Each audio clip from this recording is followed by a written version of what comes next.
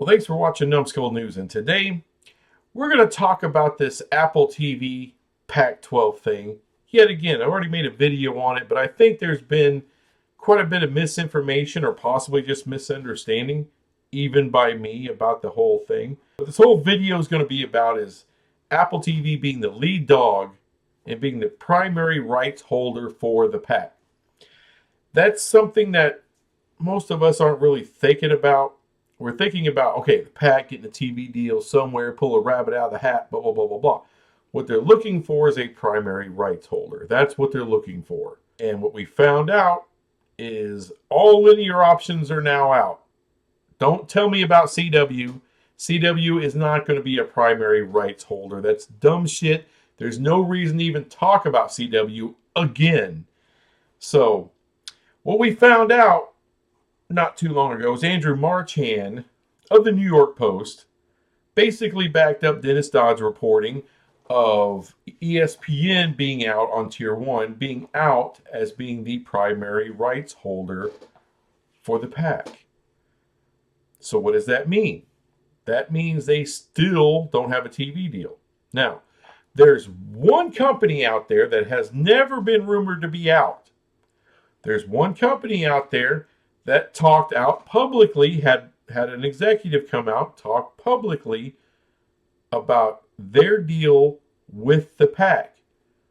And it's one company, and one company only, that has been actually, dare I say, excited to do a deal with the Pac, and that is Apple TV. They are the lead dog to be the primary rights holder for the Pac, simply because there are no other options.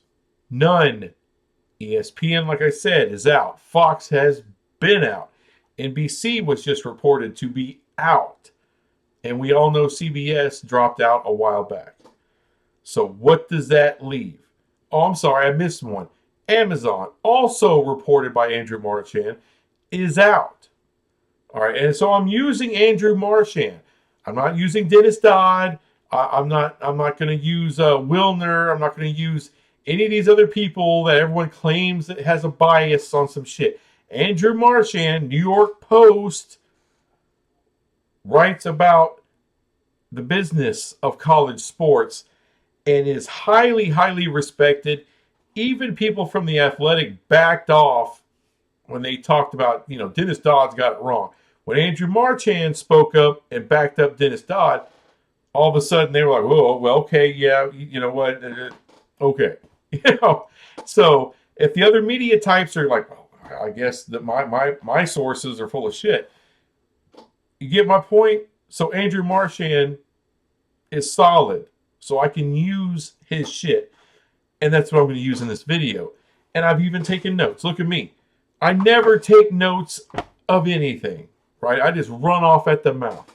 But I wanted to make sure I kind of knew halfway of what I was talking about here. Now, the good thing, the positive thing, is that apparently Apple does know that linear is important. All right. They have their executive that came out and spoke on it actually said linear will be an important role in an Apple deal with the Pac. So now, the majority of your crap's going to be on Apple, just like it is with the MLS. The reason I'm bringing up MLS, Andrew Marchand again did a whole article for the New York Post about a deal with Apple and the Pac.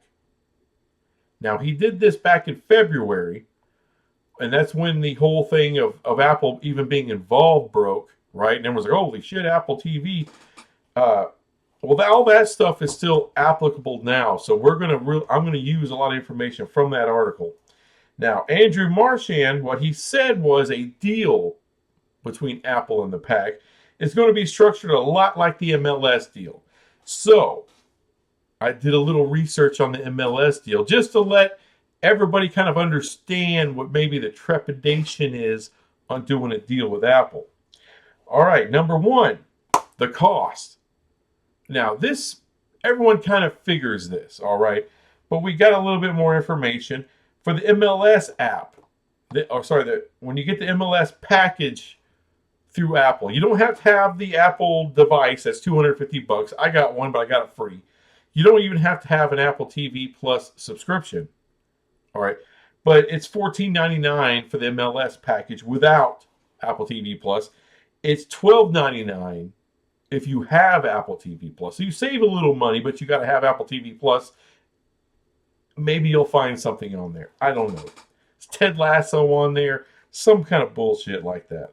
Now here's a big one, and this is one I've talked about before, but this is in the MLS deal. The MLS produces all games, and that's including pre-game, halftime, and post-game shows. They also have other shows available on the MLS package, like, weekend roundup, whatever the hell kind of show.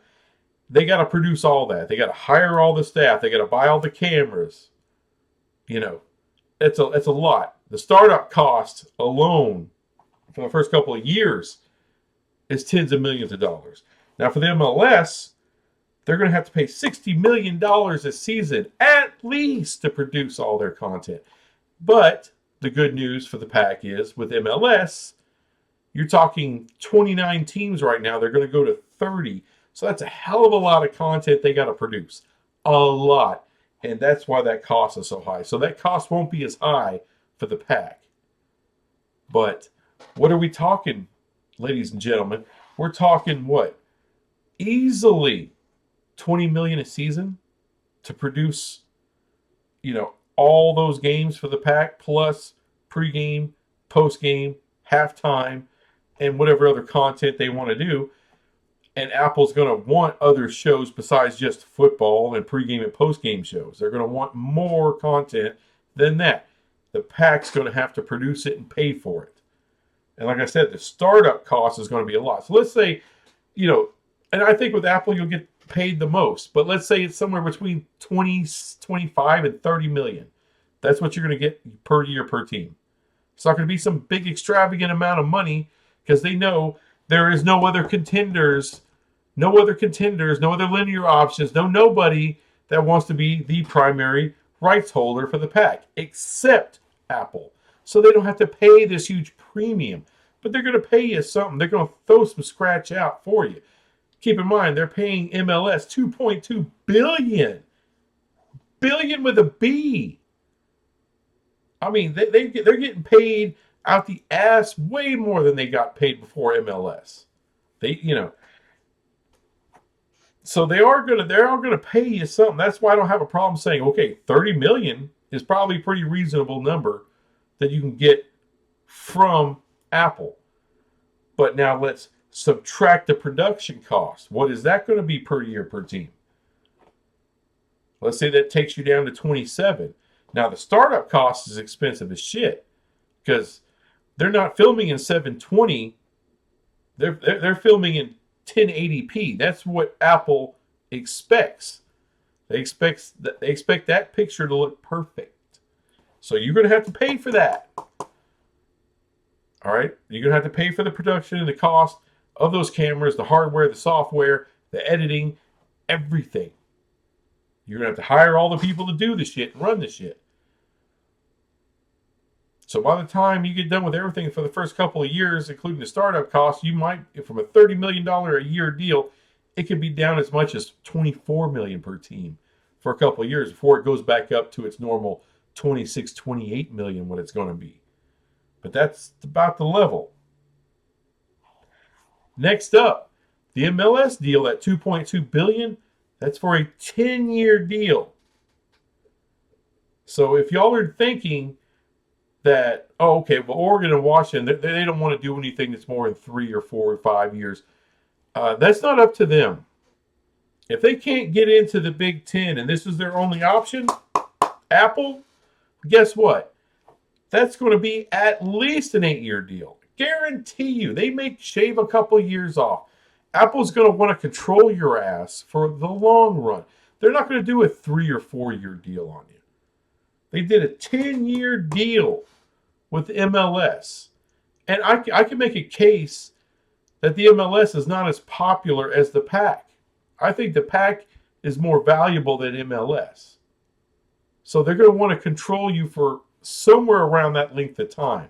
If they're willing to do a 10-year deal for MLS, having no clue if it's going to work or not, right? It's the MLS deal is kind of unprecedented, because that's kind of going all in for a league, all in on streaming. They're the first league to actually go all in on streaming. They're going to demand somewhere in the neighborhood of 10 years. You might be able to scrape by with 8, but it ain't going to be no 3 or 4 or 5-year deal. No, not with Apple, it's not. Next up, scheduling. Scheduling. Now with MLS, the way it works, 7:30 Saturdays. They schedule every game outside of a few that go to a linear network, but 7:30 Saturday, everyone plays the same time. So even if you got that league pass, it's kind of hard to watch more than one game, isn't it? Kind of sucks. Now they might change that. They may stagger it because they like to do this whip around game. They call it the whip around game. It kind of works like the Red Zone channel for the NFL Network. So so if you're familiar with the Red Zone Network, so anytime a team goes and is in the red zone to score, the Red Zone channel will focus on what's going on there. So someone else who's struggling to move the ball, they're not going to show you the struggle. They're going to show you the team that's about to score. Kind of the same concept with the whip around show. The new concept, they're still screwing with. A lot of people are unhappy with it, with all those games being at the same exact time. So they might do more of a staggered scheduling like the NFL does on Sundays, where, we all know it's like 12. You got the noon kick, you got the 3 o'clock kick, then you got the prime time kick. So they may do something more of that in that realm to kind of space it out so people can watch more than just one game. That's an easy way to make people happy, and you can still do the whip around show. Just so you know, the scheduling will not be up to you. This is you're not the Big Ten, where Ohio State and Michigan and Penn State just get all bit to shit because, oh no, we got to play at night in November. Now they're making some concessions so they can keep some of their money, but NBC is going to hold back some. I may do a video about that later on in the week. But what we found out is Ohio State, Michigan, and Penn State, they got a lot of stroke. They can get that changed. Now they're going to make some concessions so they don't lose any money for the 2023 season, but they can get that changed back to the way they like it later on. When you sign on the dotted line with Apple, all right, and that's the primary rights holder. So you ain't telling them shit. They're going to tell you when you're playing, where you're playing, and they don't give a damn whether you like it or not. Did you sign the contract? Did you cash the check? You did cash the check, didn't you? Didn't bounce, did it? No, sure as hell didn't. That's all paper money for you. So you're going to do what we say do. That's the control Apple has. All right. The presidents, you can kiss Apple's ass. Presidents don't have no say when it comes to when your team's going to be expected on the field to play. Let's just put it like that. So if somebody has a problem with, hey, why are we always in the late night window? Why is our schedule like this? Why is this like that? What's going on? They're going to tell you to kick rocks and shut up. All right? We're Apple. We're telling you what to do. We own your ass. Any stroke you may think you have, Oregon or Washington or Utah or Stanford, it's gone. You don't have the stroke. Apple has the stroke. So now that I've gone over most of the negative things, so let me give you a positive thing. Let me give them a positive fucking thing. If you hit a certain subscriber number, subscriber count, this works for the MLS. So if you hit certain, think an NFL contract, player contract, right? It has incentives in it. So a running back runs for so many yards in a season, they get a bonus. Receiver catches so many touchdowns, they get a bonus. Quarterback plays healthy this many games in a season, they get a bonus. They help get their team to the playoffs, they get a bonus. You know what I'm saying? Get to the Super Bowl, win the Super Bowl, there's a bonus. Okay, now we understand that analogy. Kind of works the same way with Apple when it comes to subscribers.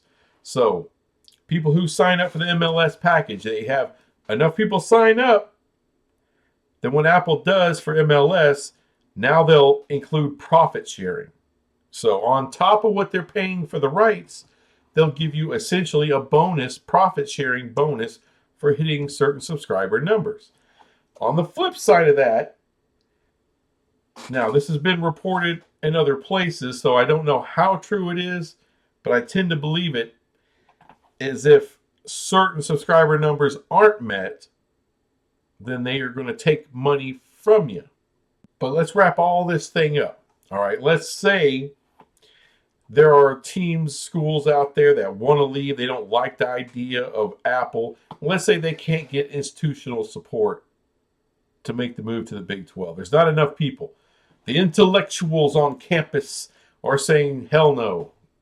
So you're screwed. You're stuck in the pack. This is your only option. Apple, here we come. All right. Oregon, Washington. The Big Ten can't figure out their TV deal. So they're not bringing them in until they get that figured out. And once they finally get that figured out, I mean, who's to say that NBC is going to be too hot to give a bunch more money for Oregon and Washington? Maybe they don't. Maybe some of that was misreported. Who knows? Maybe it takes years down the road and Oregon and Washington have nowhere to go. And the Big 12 is so abhorrent.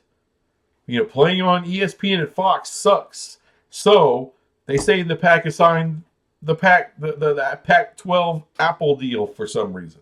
But let's say, oh my God, it turns out it's a great move and it's successful, whatever that means. All right, it takes off. All of a sudden, they got way more subscribers than they ever thought they would get with the Pac. And the Pac is getting profit sharing. They're making more and more money. They're doing good. And it's all good. It's all successful. Everything's beautiful and wonderful and great. Well, what's going to happen? All right. That's one of the worries with the MLS.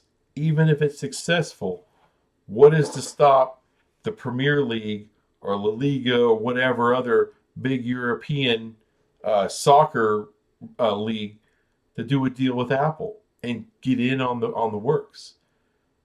And now you got Mr. Johnny Soccer Fan out there. He makes decent money and he's a big soccer fan, but he can't pay for all the leagues. So who's he going to pay for? He's going to pay for MLS or he's going to pay for Premier League? Chances are he's going to pay for the Premier League. So MLS can actually start losing subscribers because of that. That same kind of scenario happens for the Pac. You already have a diminishing demographic. Your ratings keep going down and down and down every single damn year. So what happens if this thing's successful and then the Big Ten 2030, like, hey, we got to get in on some Apple. Look what it's doing for the Pac. The SEC in 2032 says, hey, look at those leagues. They're having success with the Apple thing. Let's get in on that. Let's jump in on that. Yeah, I know we're here on ESPN, ESPN Plus. Well, we can throw in a little Apple in there. We could do a deal with Apple. What about the Big 12? They get involved. Now there's competition. And the one place that you don't need competition if you're the Pac. So even if you're successful, other bigger, more popular leagues can now come in there and basically bully you out of the one place where you've been able to make a little niche for yourself. So in other words, there's no good news for the Pac. And the only deal there is out there for them is Apple. Somebody give me something substantial of any other primary rights holder out there. I'm yet to find one. It's not the CW. The CW could be a linear component, and they could sub-license from Apple, sure, if ESPN doesn't want to do it. But yeah, they would sub-license to CW if CW came up with the right Apple money that they want. Sure. So could ESPN. Sure. But the majority of your shit is going to be on Apple. And you're going to play when they tell you to play. Where they tell you to play. Doesn't matter if you like it. Doesn't matter if it's cold outside. They don't care. It's what's going to benefit Apple. They'll give lip service. Oh, yeah, we're going to do everything we can to do right by the pack. But are they really? Are they going to do everything they can to do right by Apple and the Apple stockholders? That's what it's going to be about, folks. And everything I just listed, everything I just described, that kind of deal right now in 2023 isn't going to fly with several of those schools. And this is why it's taking so long. Because they're trying to find anybody but Apple. That's where PAC is right now. That's where the PAC is right now. Anybody but Apple. They can't find it. Everybody's out. There's only one primary rights holder left. There's only one company that wants to be. And that's Apple. So the next time people are out there trying to tell you, a Big 12 fan, that, oh, we'll have a deal. You'll have a deal. You'll have a deal. You got a deal right there with Apple. That's all there is for you. Having said that, come on, Coach Prime. Come on, Wildcats. You know you don't want to be on Apple. So let's pack them little old bags and just walk your ass straight to Dallas and sign the paperwork. Doesn't take long. Anyway, that's all I got on this crap, but I will be back with other crap later. Bye.